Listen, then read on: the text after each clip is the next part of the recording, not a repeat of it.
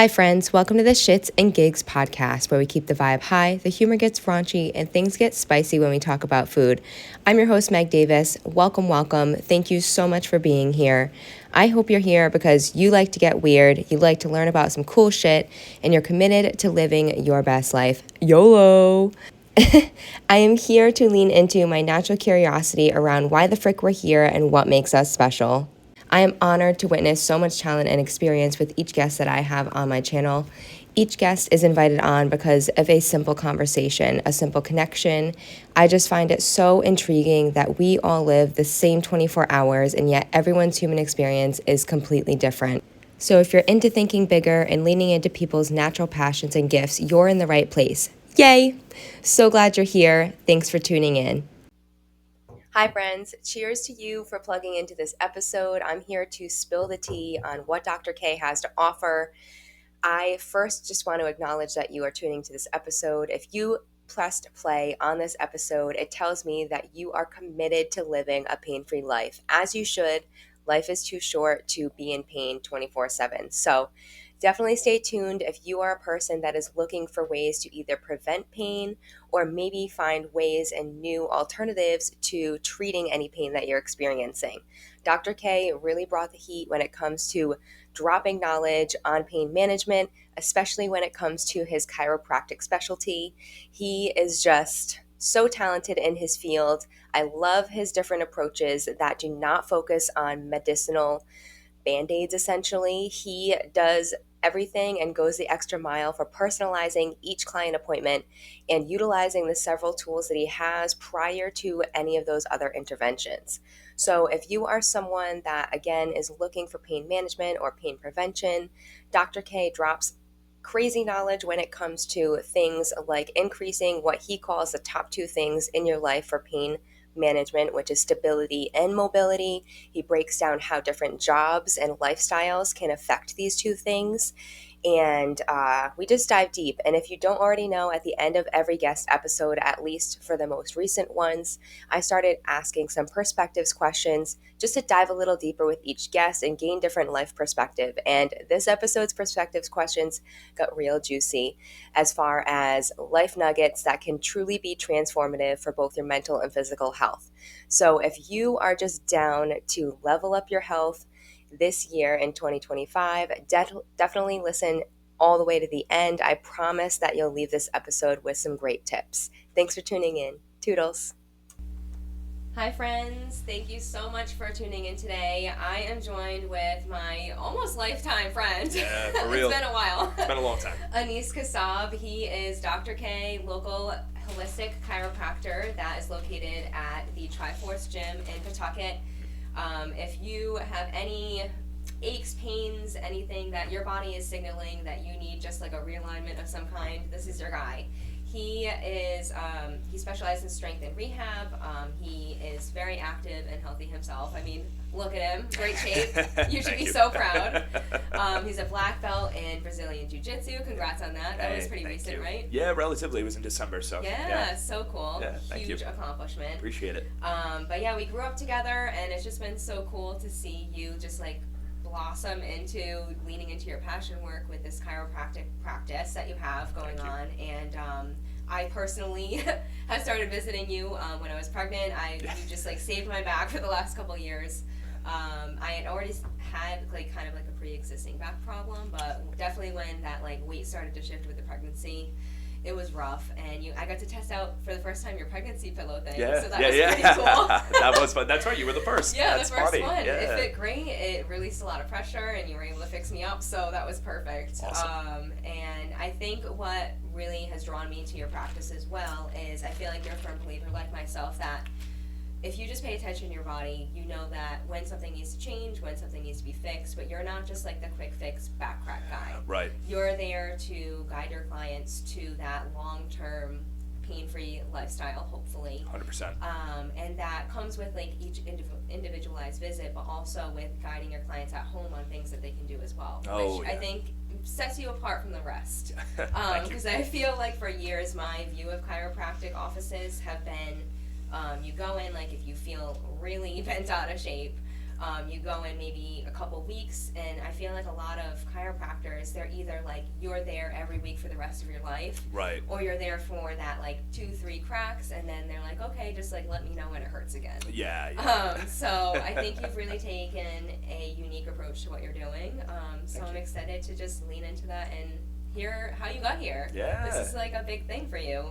Did you just turn 30? Yeah, I just turned 30 in December. Yeah. 30 and doctor before 30. Yeah. Thanks so much. That's like a huge accomplishment. Appreciate that. That was a long road, but yeah. Yeah, Appreciate long road. it. But anyways, so let's just dive into things. Let's warm things up. Like, how did chiropractor come about for you? Yeah, so that one's an interesting story. So growing up in a Middle Eastern household, my dad definitely always pressed on me to either become a doctor, a lawyer, an engineer, some type of professional, something that I could really strive for, take the long road kind of thing. Right. And what I ultimately decided on was, okay, I like health and fitness, and I think I want to take this doctor route. I think physical therapy might be the right choice for me. So I ended up working at a couple of different physical therapy clinics, and they were cool. I really enjoyed it, and I love physical therapy overall as a practice. Just the day-to-day wasn't for me. I like using my hands a little bit more, whereas physical therapists, not that they don't use their hands, they definitely do, but it's definitely a lot of, coaching somebody through the individual exercises or the individual movements, kind of trying to coach this person to help themselves. Yeah. I like that approach as well, but for me personally, to get enjoyment out of my day-to-day, I like going in there to be the guy to actually quote-unquote fix something or put something back where it belongs, or however you want to look at it, right? Right, yeah. So that's just kind of where I found that. So my dad had introduced me to a friend of his, Robert Rashid, God rest his soul. He ended up passing away, but he was a chiropractor, and he kind of showed me that there are other avenues to kind of take my pre-existing interests of health, well-being, fitness, but also have a more hands-on approach with working with my patients. Awesome. Yeah. I love that. Yeah. So he was your inspiration. He was my inspiration, definitely. So cool. And then, so around what age did you have that realization? Was that before you went into like college years, or like while you were pursuing college? Yeah, so, well, I was in undergrad already for exercise science, and I knew that after that I was going to continue schooling either with a graduate program or whatever it was going to be. I knew I didn't want to use that as my primary focus for my career. And I ended up meeting Robert when I was in my senior year at URI, and that was right around the time where I was kind of trying to figure out, like, okay, I'm not really too crazy about this physical therapy thing, but at the same time, I want to use this degree to go on to something else. So I met him at a very pivotal point for myself. For sure. Senior year, that's crazy. Exactly, yeah. Meant to be. I love that divine timing for you. Exactly, right? And then just ultimately said, okay, let me take a little bit of time. I think I took one semester off, ended up applying and going through that whole process and got into school. So Gotcha. Yeah. And for chiropractic, is that how you say it? Yeah, chiropractic. Yeah, chiropractic. You can say that. Yeah, that's okay. Is that, how many years practice is that after like your regular degree?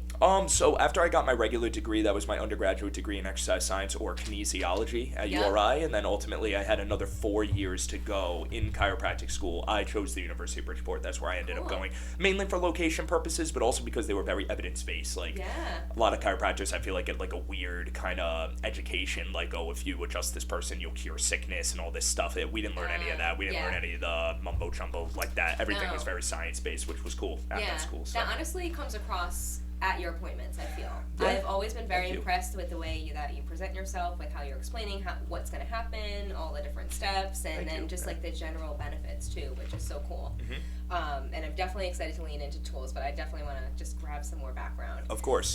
So I was thinking, like, chiropractic, you're cracking people's backs, necks, all of the things. Yeah. Is there a lot of fear-based, like, build-up when you're learning the practice? Yeah. I feel like there's a lot of pressure. Yeah. So I won't lie. The first time I ever held a friend of mine's head in my hand so I could crack his neck, I was shaking like an animal. I was, So yeah, there's definitely a fear-based part of it. However, ultimately, after you learn all the skills and once you get used to it, you realize this is very, very, very safe. I mean, the things that I do in Jiu-Jitsu are 15 times more dangerous than cracking anybody's neck. Don't get me wrong, I want to make it loud and clear. I don't condone anybody does it to like a friend or a family member. God forbid, we don't want anybody straining. Little disclaimer. Right, if you don't know what you're doing, you can hurt somebody. But ultimately, once we had our coaching, I'd say it probably took...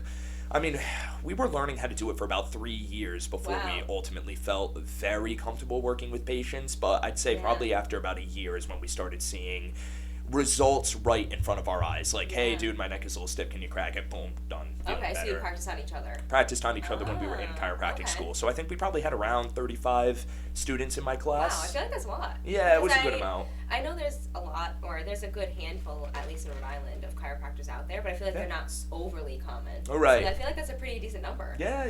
Huh. So, about 35 kids in my class, and it was good. Yeah. And as far as the cracking goes, I'm just so curious about it. Yeah, ask. So, for example, like when you're doing the neck and stuff, obviously, like from my experience, like you kind of finger around and stuff, but how do you know where this stuff is? Okay, so that one's tricky. That one's tricky. So it's so funny. Megan, I used to think every chiropractor was so full of crap. Yeah. I can feel this in your neck and blah blah blah. I used to seriously think they were so full of themselves because I did not feel that in the beginning. We didn't really learn that in school. But then as the years go on, man, you literally, like, now I'm at that point, I'm happy to say I can feel somebody's back and neck and I just already know where the problem is most of the time. It's just a feel thing. Yeah, long story short, you gotta feel for it. Yeah, you gotta feel for it. So I run my fingers down somebody's back or somebody's neck, and I can feel the muscle tension right away. That just comes from seeing thousands and thousands of patients over the course of whatever it's been 5-6 years now. Yeah. And when I actually dig my fingers into the muscle and I move your individual bones around that are in your neck or in your back, I can feel, okay, this one seems to be moving good compared to the rest, but this one, why isn't this one moving as well? And then that's when I put my finger on that bone and I put that little pop and that is so cool. Yeah. It's so interesting to me. It is really Very cool. It's fun. Yeah. And then I know, do you have X-ray on your regimen too? Yeah, it just depends. It depends on the patient. So everybody's different. Yeah. So for example, if my office is in an MMA gym. Yeah. So if somebody comes to me and they're like, Doc, I'm not gonna lie, somebody slammed me on the mat, my shoulder is killing me, I don't feel like I can move it. I want an X-ray. And I want to make sure you didn't break something. Okay, so you send them out for that and then you review yourself. Yeah, but I don't X-ray every patient that walks through the door. I don't really believe in that because for a couple of reasons. One, it's not necessary, and two, it is kind of like an old school cheap method for chiropractors to get in their patients' heads. Yeah. So they'll be like, they'll take an X-ray of a patient from top to bottom, they'll take a look at their whole spine, and everybody's going to have a degree of some abnormal look to their X-ray. Yeah. Some people, their spine is going to curve a little to the right, to the left. Some people might have different shaped vertebrae. Some people might have an extra vertebrae, whatever. None of these things automatically correlate with pain, but it's very easy for a chiropractor to look at it, show it to the patient in front of their face and be like, you see this is not normal, you need to see me every day for the rest of your life. Right. And that's where yes, exactly. And that's kind of where things start to go down that path. Right. So, I mean, that's just like an over-reliance on imaging, I think. That's an over-reliance on x-rays. People do it with MRIs too now. Like bulging discs is one of my favorite ones in the world. Yeah. Whenever bulging discs are normal. They're a normal anatomic variant. It does not mean that that you have pain or that's the source of your issue. Right. But doctors nowadays will, they'll pull up an MRI, they'll point to the bulging disc, and they'll say that this is a problem. Yeah. And just to lay it out. And often medication is a huge impact in that. Oh, yeah. I feel like that generalized grouping, too, as far as, like, any pain management. Yes. What's your view on medications and stuff? I mean, it depends. Now, it's a tool like any other tool. Just like getting your neck cracked is a tool like any other tool. There is a time and place for it. It's not always good. It's not always bad. However, you cannot over-rely on one thing. Right. Okay? Yeah. So, I mean, if you're just fully relying on medication to stop your pain 100% of the time and you're taking these pills 2, 3, 4 times a day. Yeah, it's a Band-Aid. Yeah, it's a Band-Aid. You have a problem. You're not, all you're doing is hurting yourself. Right. So you need different pieces of the overall puzzle to kind of come together and help you out with it. But that's the problem. That's where things get so complicated. That's why people get confused. Right. You have different experts saying different things, so it's tricky. Yeah, and my personal belief, at least since being pregnant and having to really just pay attention to my lower back and stuff, like I kind of already mentioned, like any aches or pains in your body is kind of like a signal. It's like having your car light come on for something. Bingo. It's just like your body's telling you that something's not right. And then hopefully you go and visit a professional, say like you present them with like, okay, like this is the problem. But I think you're one of very few doctors that then take that extra step to say, if you want to prevent this in the future, like, do X, Y, Z. Yes. And I'm a firm believer that, like, for me, definitely, like, my lower back is kind of, like, shifty. So right. Every morning, there's 5 minutes, I do band work and, like, whatever is necessary to try and make my back not throw out. Do I have episodes yes, but it's maybe 4 times a year, which people are in pain 24/7. Exactly. Yeah. And I just don't understand. Like, obviously, there are rare cases that there is only so much that medicine and prevention work can do for some people, like if you've had a severe injury of some kind. But I think people just need to start waking up also with just paying attention to their body and, like, increasing the standard for how they're showing up for their body, too. Oh, yeah, 100%. Yeah. We're all just, like, press and play, Groundhog Day, in pain 24/7, taking the pills, not doing the work, but okay, like, you can't take the time to stop and do this for your body, so you're just going to go to work anyways. But why settle for going to work and doing whatever and just being in pain while you're doing it? When you just, if you took those 5 minutes, it's like, you know what I mean? 100%.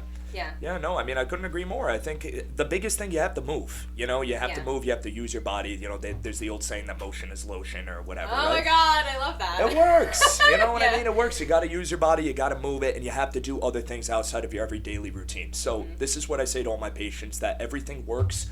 Nothing works forever. You have to change things up. So if you're in the same routine 5 days a week, going to the same desk, doing the same posture, not working out, not changing anything up, not throwing a curveball at your body, things are going to get stuck. Things are going to get used to operating in one way, and your body isn't meant to operate in one way. So it's going to set off the check engine light. It's going to you're going to experience pain.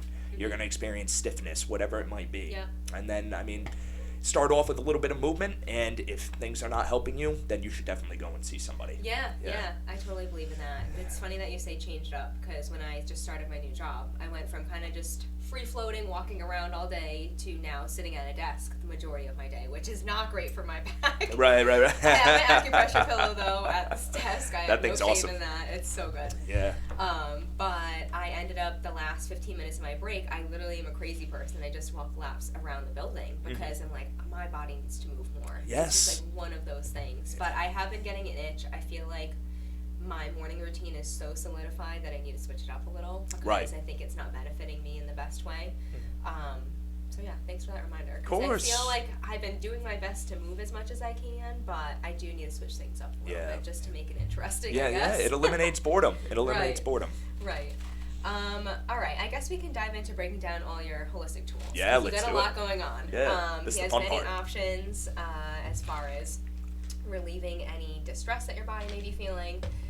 Let's start with, like, basic and kind of go up to advanced. So muscle scraping, is that like the basic intervention that you have? Yeah, so that's one small basic intervention that I have. So I like muscle scraping. It's cool. For those that don't know what it is a stainless steel tool. Some people will use a stone, like a gua sha stone. Oh. Yeah, and you can you take a little bit of an emollient or some type of, like, oil-based, whatever, kind of like a thick, like, jelly type material. Oh, okay. And I'm going to run the stainless steel muscle scraper across the muscle tissue. And long story short, all it does is it mobilizes fascia and it increases blood flow to those areas. So let me take one step back. Let me just explain the difference between fascia and muscle, because there's going to be a lot of overlap here in the conversation. I love anatomic talk. It's bringing me back to my college days. That's it. So your muscle is going to be what moves your bone. So we'll take my bicep, for example, because it's right here in the camera. This is going to be your bicep muscle. When this muscle shortens and contracts, it brings my hand closer towards my shoulder, and it also lifts my elbow up in the air. So think about doing chin-ups and things like that, right? So that's what a muscle is going to do. Fascia is a little bit different. Fascia is all over your body. So it's kind of like a Spider-Man suit. So if you were to pull on, Spider-Man suit on, let's say, the left thigh, it's going to stretch all the way across to the right shoulder, right? Does that kind of make sense? Yeah. So fascia is the exact same way. It's all interconnected throughout our body. So now, fascia gets a lot of attention these days. I think it's a little bit overboard, because some people believe that if you have a fascial adhesion or a stuck piece of fascia, like down by your big toe, that you can cure headaches and all this stuff. I mean, I don't know. That's like that's just one wacky, wild example. So some people do go down that field. I'm not saying it's not true, but I just focus on the meat and potatoes, people. You know what I mean? Like, focus on the big things that matter, and then worry about the big toe causing your headache later. Right. But so long story short, what a muscle scraper is going to do is it's going to find those stuck pieces of fascia, and it's going to get them mobile again. So it's going to be able to move a little bit easier. And now my muscle can slide underneath that fascia a little bit easier, if that makes sense. Yeah. So when it comes to the muscle scraping, what is, like, the top I don't know if diagnosis is the right word, that you would utilize that tool for? Okay, so, all right, so this is interesting. Here's how I break down where I use my tools first. Let me just express that. If it's a joint problem, most likely I will adjust it. Most likely I will try to improve the joint mobility by cracking that joint, right? If it is a muscle or a fascia problem, that is where the fun starts, because I have plenty of other tools. Yep, exactly. So that'll be my dry needling, that'll be my muscle scraping, that'll be cupping, that'll be massage work, et cetera, stretching, things like that, right? A little bit more intense. So for muscle scraping, that's going to fall under the muscle or fascia problem. And also, kind of a key component here, it depends on the pain tolerance and the fears that the patient has. So if my patient is particularly very afraid of being in my office, they've never been to a chiropractor, they think they're going to die, whatever whatever it is, Common right? Fears. Exactly, common fears, right? So when it comes to things like that, if I can tell that this person is afraid to be here, they're just here because they're in so much pain, I will use a gentle, more I don't want to say safe, but like easygoing method, like muscle scraping. It's fine, it feels nice, it's relieving, but it doesn't have the best long-term punch. Does that make sense? So that's when I'll use that. If I can sense there's a muscle or fascia problem and my patient may be a little bit more avoidant of other therapies or hesitant of other therapies, that's typically when I'll go for that. Cool. And then cupping, and I saw body tempering on your page too. Wow, good catch. I had to swipe up a couple times. I like it. That'll do it. I want to make sure I got it all. So those are probably like next level up from us. The scraping, you think? Yeah, I mean, I'll probably throw cups in the same capacity as muscle scraping. The big difference with cups, so cups will have a very similar effect, except they suck the skin up. So rather than compressing the skin down with a massage or with a muscle scraper, the cup will take the skin and lift it up and decompress the fascia from the muscle, give it a little more room to breathe. And if you know anything about vacuum effects on the human body, you know that it's going to open up your blood vessels too and let more blood get to the area. That's why people get bruised and very red with cupping. So cupping is nice. Cupping is best used if you put the cup on and you move the joint through a range of motion. Okay, so that is when it is best used. However, you can't do that for everybody. Some people are in too much pain, they can't move. So or depending on positioning. Depending on positioning, exactly. And there's a bunch of different factors that go into that. But long story short, if I were to use a cup or a muscle scraper, I'm essentially treating something very similar. The cups are fun though. The cups are fun, especially for like marketing purposes. For sure. Taking a picture of somebody with cups all over them, the bruise all, it just adds a fun element to everything. But so cupping overall is very fun, very easy to do as well. Only thing is the bruising factor. You're definitely going to want to be careful. If you have if your wedding is tomorrow, maybe I skip putting cups all over your neck. Exactly. Can you even imagine overlooking that? And I do know for a fact, you mentioned gua sha, which is essentially, like you said, a form of a muscle scraper. And then I know a couple friends that actually have cups at home. What are your doctor's, not hesitations, but guidance as far as trying these methods at home on yourself? Muscle scraping and cupping, do it. I tell all my patients, get yourself people are surprised. You go on Amazon, you look these things up, they're dirt cheap. Get them, have them laying around the house, have a massage gun for yourself, other mobility tools. You do not need to come to my office and pay me for those services. That is very easy stuff that you can do for yourself. Maybe if you happen to have any favorite brands or anything, maybe I'll have you send the links and I'll put it in the description. Absolutely. Because then it'll be even more accessible while this is on topic for the episode. Bingo. I love it. All right, let's go into some like higher level interventions. Sure. I have the dry needling is a personal favorite. I was actually introduced at physical therapy for the first time when I was going for my shoulder. Nice. But yours was the first one, I think, that had the electrodes on it. So I used my 10 unit. Okay. I feel like that has been so helpful, especially for my shoulder mobility. Heck yeah. Nice. You want to dive into what that is? So I'll dive into dry needling, and then after that, I'll take one step back and talk about body tempering, if that's okay. Or do body tempering first. You sure? Do that first? Of course, okay. So real quick with body tempering, that's a really cool form of therapy. So I first saw this from Donnie Thompson. I'm not going to say he invented it. I just don't know. But I first saw it from him, and for those that don't know him, he was the first powerlifter to total 3,000 pounds. Dang. And I don't believe he's a therapist of any kind. I don't want to disrespect him, but he's a very, very intelligent guy. Cool. He's somebody that he's great. So he's somebody that I look into for mobility and other type of like soft tissue therapies that you can use, particularly for heavy set people, like heavy power lifters, blah blah blah. Okay, cool. So long story short, body tempering roller is going to be like a 50-pound roller. You can buy it from Rogue's website. That's where I got it. And it has a little crevice in the middle for the spine so that I'm not running over the spinous processes and I'm not crushing your bones. Yeah. And I basically, That's heavy. yeah, it's very heavy. Yeah. So the one I have is 50 pounds. And I put it right on my patient's back, and I steamroll all the way up to the neck or all the way down to the ankles. And it's a nice form of, the way that I describe it is it's kind of like a deep tissue massage in like 2 seconds. What's the effect? Yeah. Right. However, it doesn't have that nice, like, I don't want to disrespect massage therapists. I don't want to compare that to what they do. But there is some overlap there. Just obviously it's like a quick kind of massage out. Like almost just to like loosen you up a little. Exactly. Yeah, it loosens you up. It decompresses things. It can get some of the bones to adjust as well, so I can get some of the joints to open up. You might hear some popping and cracking when I use it. And honestly, guys, it's just a good recovery tool. I mean, after heavy deadlift day when your whole posterior chain is fried, it's nice to take a heavy roller and just kind of steamroll everything, right? So that's body tempering. I won't beat that to death. We'll move on to dry needling for you, okay? Because I know that's the thing you're excited about. Dry needling is awesome. I mean, so outside of getting adjusted, right up there with that, my favorite therapy is dry needling. And the reason why I say this is because it's one of those things that I do it and then instantly you can feel the change. Yeah. And then so what it is it's acupuncture needles. But instead of being very small like traditional acupuncture, and instead of putting needles all over the body to treat one ailment like traditional acupuncture. I was going to ask the difference. Yeah. Why it's not called acupuncture. Yeah. So acupuncture is more, they follow it's like pressure points, right? Kind of. So long story short, to my knowledge, and I'm very ignorant, I am not an acupuncturist.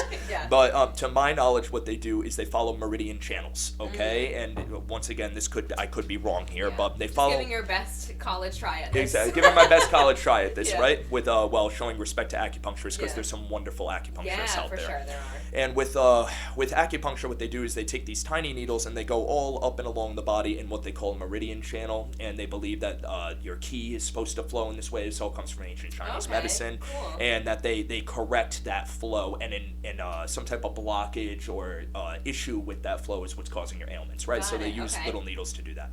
Dry needling, much more local, much more specific. So if I have let's go back to the bicep. If I have a really tight bicep muscle, I can take a longer needle than what they use in traditional acupuncture, and I can drive it through into the muscle tissue to get the muscle to let go and relax. And with the electrical unit like I used with you, I can take multiple needles, and then I can hook them up to, kind of looks like a car battery, actually. It's pretty cool. It does. I hook it up to like a little TENS unit, and I use like gator clamps to clip onto the needles, and I run a very light electric current through that muscle. Without getting too nerdy, your muscles run on electrical activity. So if I can input that electrical activity with a machine through the needles, we're going to get your muscle kind of jumping and dancing. It is not the same thing as when you go to a physical therapy or chiropractic office and they put the sticky pads on your back. That's very surface level. With the needles, I go far deeper. So I always say that it's like using the sticky pads on steroids. It's just a much stronger effect and a real bang for your buck. It's awesome. I notice a difference almost immediately, like you mentioned. If it's an area that's really bothered, I will say in my experience, the first 24 hours just feels like a little sore. But then within like 2-3 days, it's like night and day. It's fantastic. It's pretty cool, Dry needling, obviously that's more like muscle tension relief. I know what I was going to ask. As far as what is like initiating in the muscle, you said it's going to loosen it up, but do I recall too it like creates something with like the blood flow? Does it like creates mini tears? Is that right or no? Kind of. You're not. No, you're not totally off. So no, it's all good. It's all good. But what's going to happen is we're creating a little bit of damage in the muscle by having the needle go all the way through, right? Obviously, okay. Because I am piercing your skin. I'm piercing the muscle. We're going all the way deep down. Anybody that's ever had any type of major surgery can tell you after you get out of surgery, you feel very weak. I don't just get off the surgical table, wake up from my surgery, and then I'm able to move myself through full range of motion. Your muscles that were cut through are going to feel extremely weak. And the reason is because when you cut through a muscle, your brain to muscle connection, for layman's terms, right, is effectively turned off temporarily, and it takes time to get that back. Okay. With dry needling, that's what we're doing on a much smaller scale. Obviously, I'm not going in like a surgeon would. It's just a little bit of quote unquote damage, if you will, that's going to disconnect your brain muscle activity, and that's going to take a very tight muscle, and now your brain is basically not recognizing that it's there anymore, and it's going to turn it off. Okay, mind you, this is a very simple way to put it, you know. Right, it's much more complex. Of course, I'm we sure. We are very complicated creatures. Exactly. If another needling professional listens to this, I understand there's 50 million ways I can describe it. Yeah. This is just the easy way that I explain it to my patients. Right, yeah. of course. I just wanted to say, for anyone that might be afraid of the needle approach, especially when it comes, the needles, you can, in my opinion, barely feel it when it goes in. It's like a quick little pinch, and then you are very good about when you like start the TENS machine. He starts very low, like you can't feel it, and he just goes nice and slow until you make the call on when it's too much. Absolutely. Which is very, I don't know, just welcoming when it comes to like a scary approach like that. Of course. For some people. Yeah.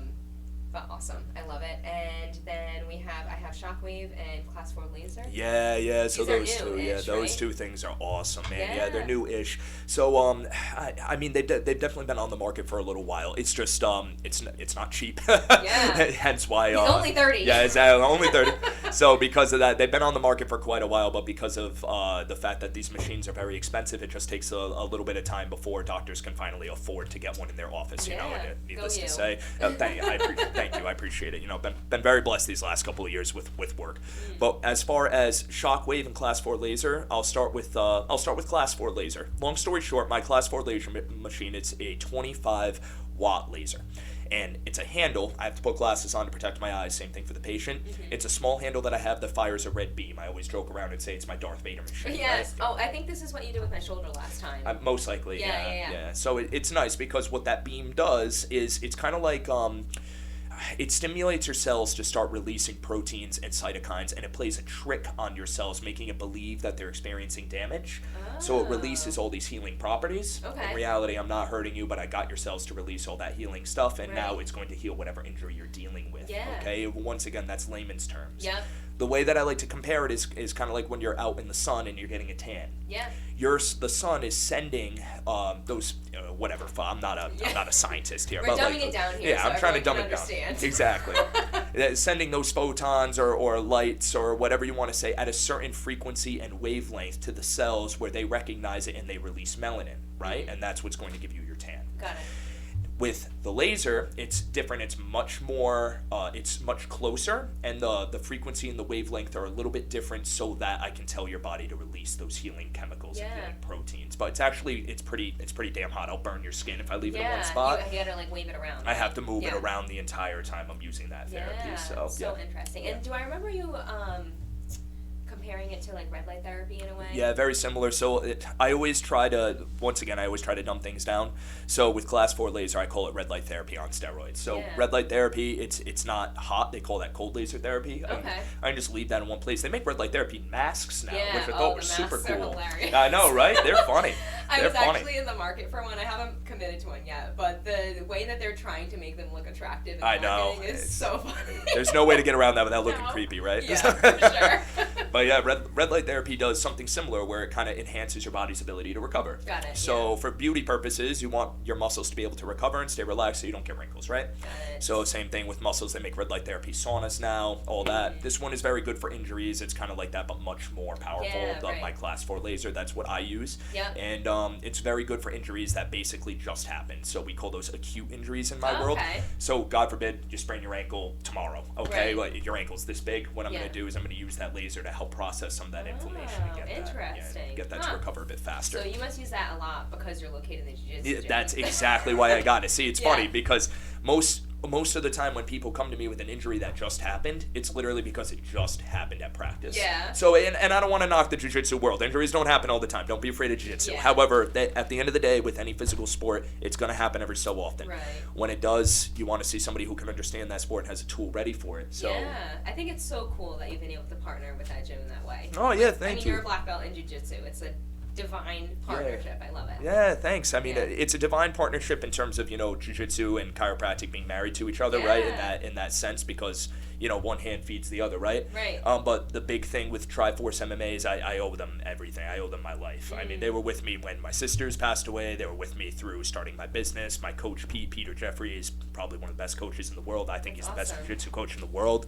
Yeah. So just very lucky, very grateful to have that opportunity. And going back to the injury side of things, if somebody gets hurt or injured on the mats, and it just happened right then and there, somebody gets armbarred and their elbow gets super swollen the next day, they can come and see me right away. I have that tool to bring that swelling down and kickstart that healing process. Acute injury. And then shockwave, I think, is the last one, right? Yeah, shockwave is... What's that all about? So where a class 4 laser works best with acute injuries, shockwave is going to work best with what we call subacute or chronic injuries, things that have been sitting there for a long period of time. Got it. Ignoring those check engine lights. Yeah, ignoring those check engine lights. That's where shockwave is going to be very beneficial for. So the way that I describe shockwave to my parents, if you've ever been to a physical therapy office and received ultrasound, what ultrasound does is there's gel placed on the skin. There's an ultrasound wand that's placed over the skin as well, and they glide it through. Kind of very similar. They do it with pregnant women, so I'm sure you experienced this, right? Yeah. And so what the sound waves do is the machine does is it fires sound waves at a certain frequency that get your cells to release healing nutrients, that get your cells in healing and repair mode. Shockwave is like an ultrasound on steroids. So once again, I always go back to the steroids analogy. All about the steroids. All about the steroids. Although he won't take any of them. No, definitely not. I know of. I promise, no steroids here. This is all hard work and determination. But what the shockwave is going to do is it sends those sound waves deep down at a much more powerful rate, and you can actually feel it. Ultrasound, ultrasound typically you can't feel it. Okay. But with shockwave, if I go over, say, like I have like a shoulder tendonitis. Tendonitis is what it works best for. Yeah.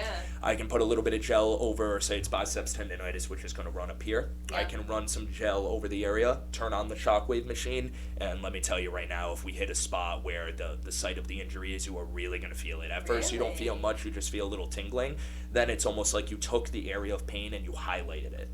So that one is, once again, it's a little bit intense. You're definitely going to feel it. I can turn up or turn down the machine depending on the pain tolerance compared to the injury severity of the patient. Okay. But essentially all I'm doing is I'm using those sound waves to take an old injury, turn it into a new injury so it can heal faster.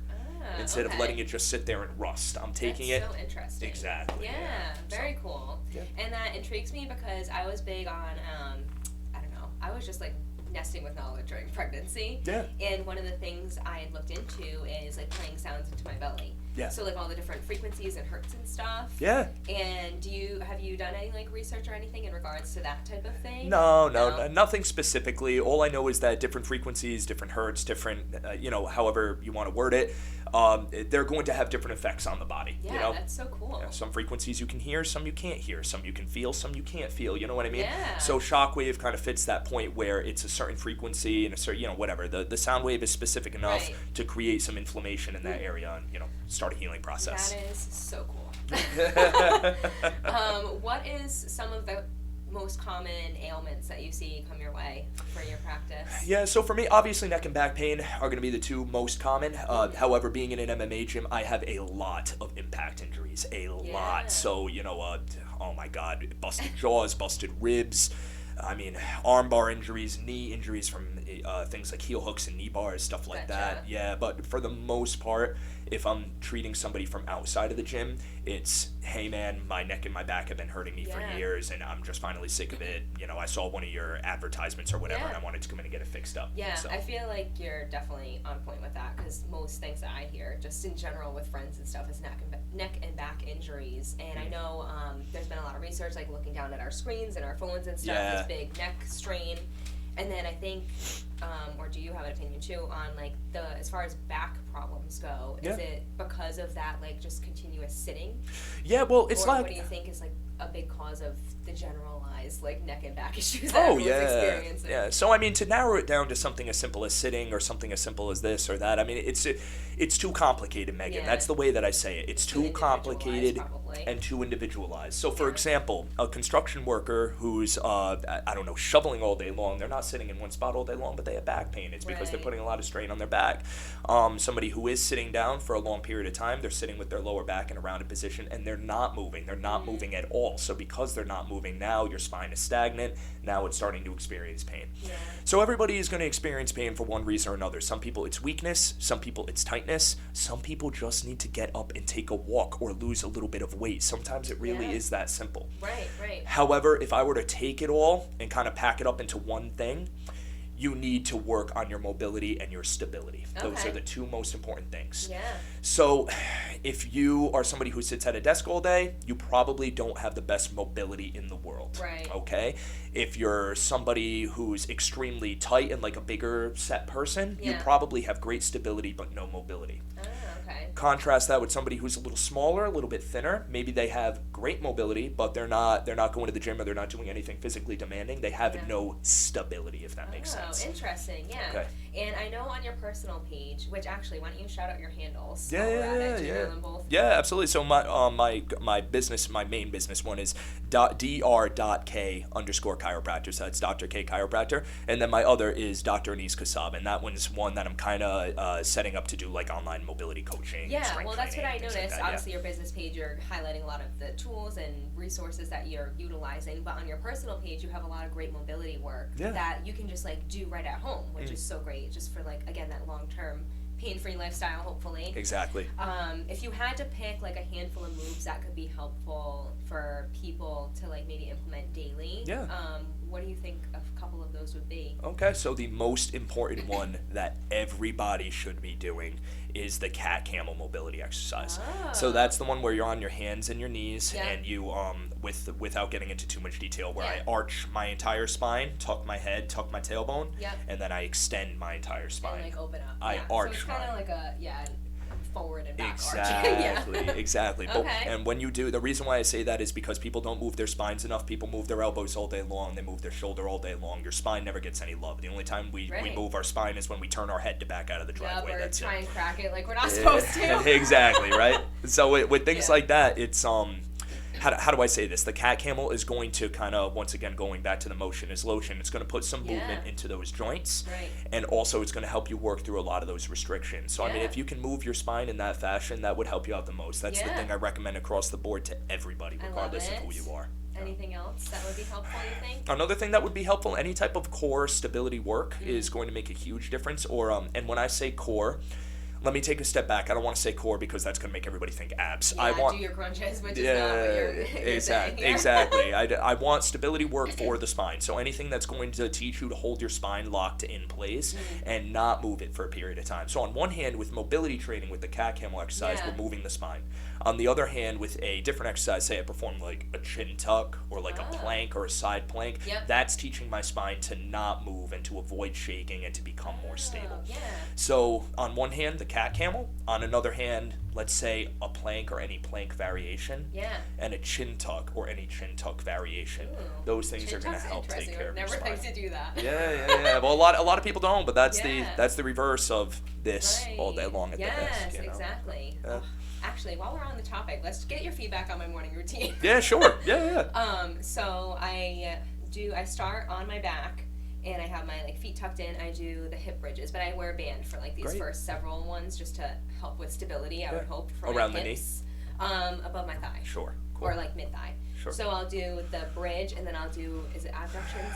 Yeah, abductions, yes. Yeah, so I do that. I'll like do about like 3 sessions of those, like 10 pulses a piece. Perfect. Now what would that benefit? Is that more so core or back or both? So that's going to be a little bit of both. That'll keep your lower back stable. That'll get your glutes nice and strong, and it'll also help with your abductors, which are ultimately your glute muscles. But that would help with all that. When I done some research for like lower back pain and stuff, core strengthening was like a big thing, and then like the lower back and glutes like help support all of that, because are they all attached essentially? Yeah, they're all attached. So the way that I look at it, I mean, you can take a joint by joint approach, and long story short, if you look at your lower back, we'll consider that one joint. It's not one joint, there's many, but we'll consider that one joint. Everything that is attached to your lower back muscle wise is going to be what you want to work on and improve. So that's going to be your abs in the front. So think about this whole region, the whole core region. As they call it. Yeah, your obliques, your abs, and then your lower back muscles back here. For simplicity's sake, we'll stop there, but there are some muscles that come down and connect to the hip, especially in the front. So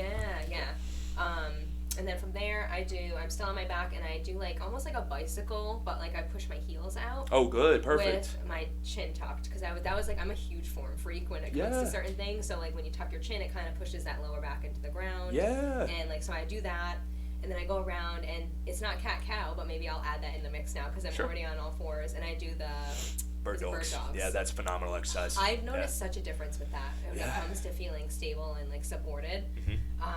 Then I do triangle pose, where you do like you're standing now, feet are wide, and then you put like your hand in the middle and you do like an open to the sky. Okay, I like that. Because I noticed my hips are like a huge problem. Right.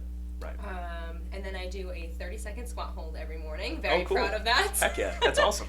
And my like challenge is push-ups, which I guess would fall into the plank category. Yeah. Which, I mean, combined, I definitely, knock on wood, have less flare-ups, but they still exist. Like, I almost called you this week for emergency appointment, but we're here, and it's feeling much better after leaning into my habits where I can. But I guess that kind of covers it all as far as like supportive exercises, right? As far as what you're doing, I love it. I mean, I love your routine. I think that's great.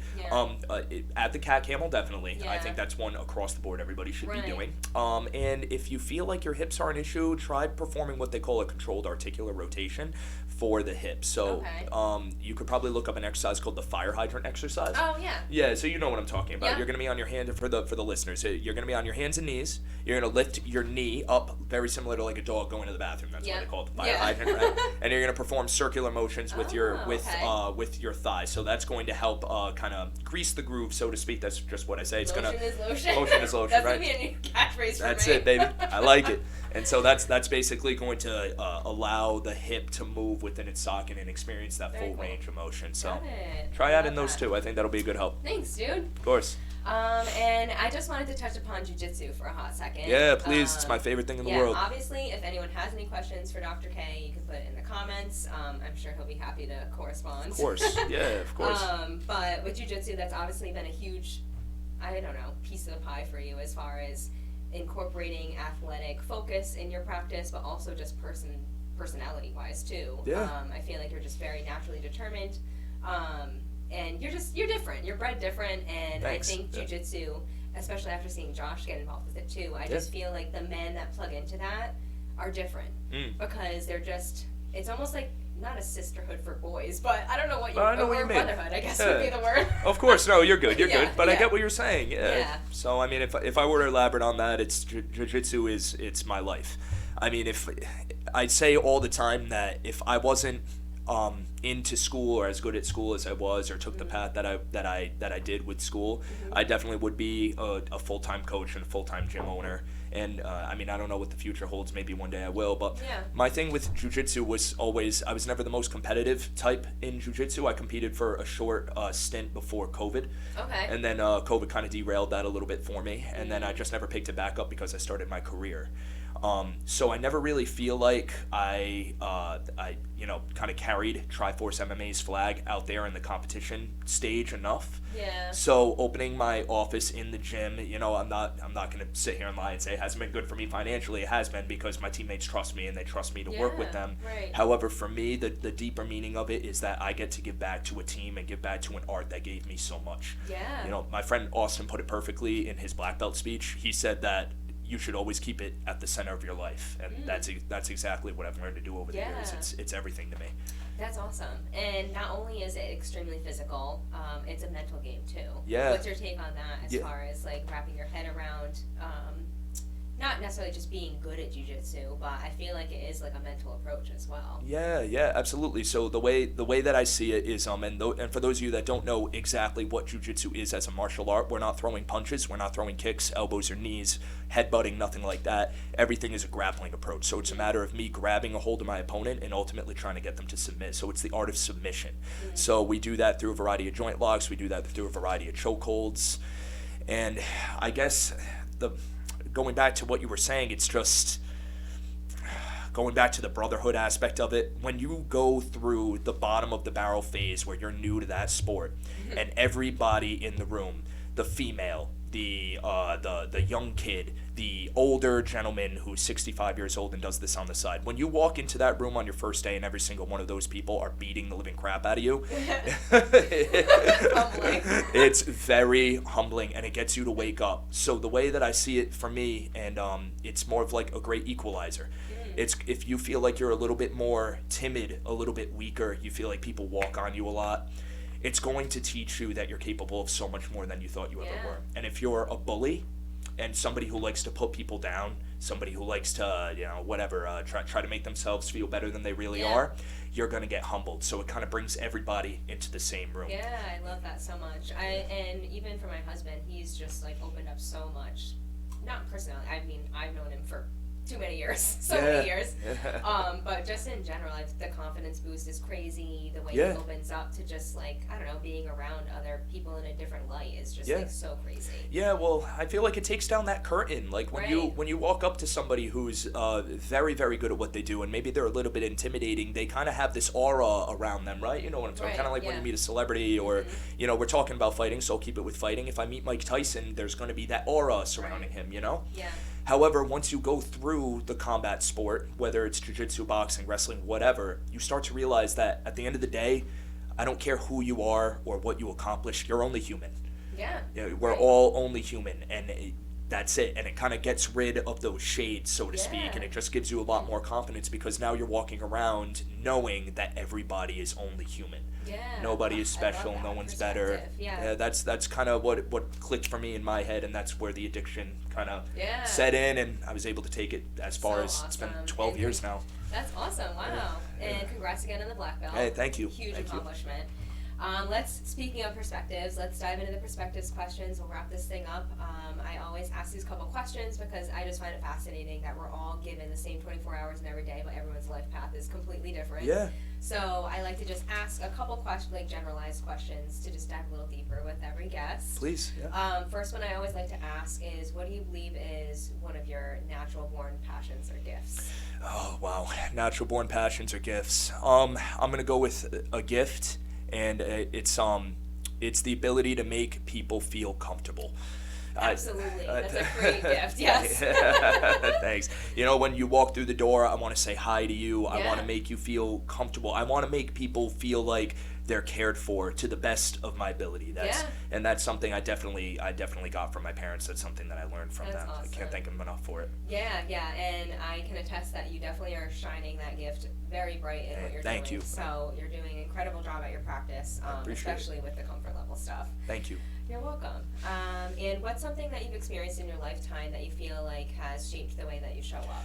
Yeah, definitely. Not to make it a dark note, but my sister's passing away. That was without question. It shapes the way I live my life every single day. So I never would have been as committed to jiu-jitsu. I would not have worked as hard in chiropractic school. I would not be pushing as hard as I am to, spread my influence across all of the jiu-jitsu world if it weren't for those events. So I'm not saying, like, God willing, I mean, I hope one day, I can completely move past that, right? Because it's hard, it's hard. Every day's a struggle with it. Yeah. However, I won't lie, it taught me a lot. It taught me that you never know when your last day is coming.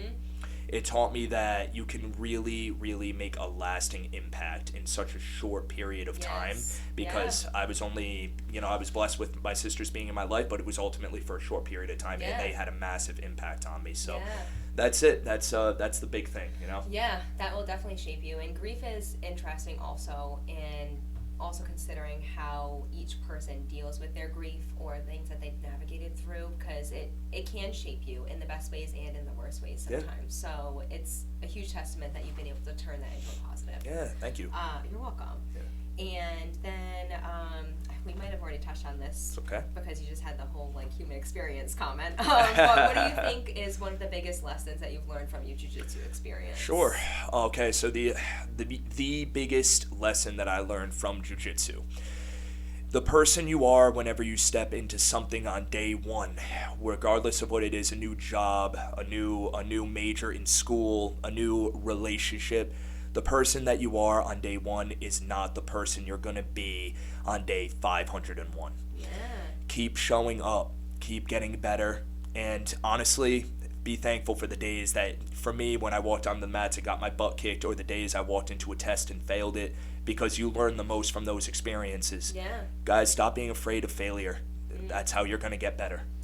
Amen to that. Yeah. That's been like the story of my life this past year. Yeah. Just like learning to trust and surrender to just your divine unfolding, and just like showing up for yourself, for your life, for your family, not just pressing play every day. Right. Like showing up with purpose. Absolutely. Sure. Yeah. Absolutely. Oh, I feel like we should just wrap it up there. I do open up the option for you to ask a question if you had one. Yeah. Sure. But that was a pretty awesome ending, too. Awesome. May I, though? Yeah, May I? go for all it. right. Let's see. What do I want to ask Megan? Okay. Let me see here. Okay, so I always looked at you as as a beast, in the best possible way. In the best possible way. No, the reason being, Megan, when we grew up, you were quiet, you were timid. Please, I hope you don't find this insulting. No, not at all. You went through a period of your life where you were heavier. Megan, you're a superstar now. You're crushing it. Thank I'm so you. Imagine if we went back in time to the school bus and somebody Bus said stop. that we were going to be sitting down doing a podcast together. Yeah, and you're a doctor. I would have been like, don't get me wrong, we were cool, but I would have been like, you're crazy. I don't see that happen. Absolutely. How, tell me, I want to dig into your brain a little bit. What was the switch? What was it? What was the switch? I got to ask, was it education? Was it, I don't know. think it was a mix of a couple things. I mean, with being introduced to the Herbalife opportunity, obviously enlightened me on health and wellness and not settling for not feeling your best, essentially, always. But I think as the years have gone on, it's more of like commitment to living a standard that allows me to feel my best in my body. And also having that kind of perspective of we are more in control of our human experience than we realize. You're in control of how you feel every single day, whether that first choice of what you put in your mouth or whether you pick up the coffee versus the water first. Like every moment is a choice, essentially, when it comes to your well-being. And like you said, you can't take any day for granted because you just never know when your last day is going to be. So why spend another day living in a body that you hate or that is uncomfortable or whatever it may be? Like every moment is also a blessing too. Amen. So, and like the act of being able to move is also a blessing. There's some people that can't move. Oh yeah. So it's just like really getting rooted in like what blessings you currently have, even when life feels heavy. Yeah. Wow. Awesome. I love it. Great stuff. Yeah, thanks, man. All right, we're going to wrap it up there. This is a great episode. Thank you for all of your expertise. Again, I'm so proud of you. Like you mentioned, standing at the bus stop on the corner and One Hill Drive over there. I couldn't picture we'd be here today, but Seriously. It's pretty cool.